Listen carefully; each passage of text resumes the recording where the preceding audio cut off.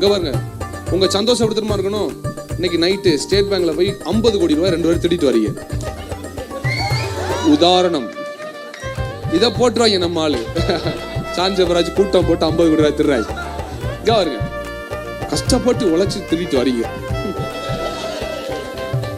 வாரவல்ல ஒருத்த மண்டையா போட்டான். இப்போ அந்த கொள்ளைய பங்கிட்டு போங்களுக்கு எவ்வளவு சந்தோஷம். கொள்ளையை பங்கிட்டுக் கொள்வதில் வருகிற மகிழ்ச்சி கர்த்தர் உங்களுக்கு கொடுப்பார்.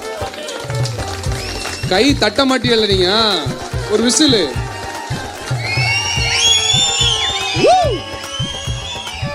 அறுப்பில் மகிழ்கிறதை போலவும் கொள்ளையை பங்கிட்டுக் கொள்வதில் கிடைக்கிற சந்தோஷத்தையும் கர்த்தர் இங்க இருக்கிற எல்லாருக்கும் கொடுப்பார்.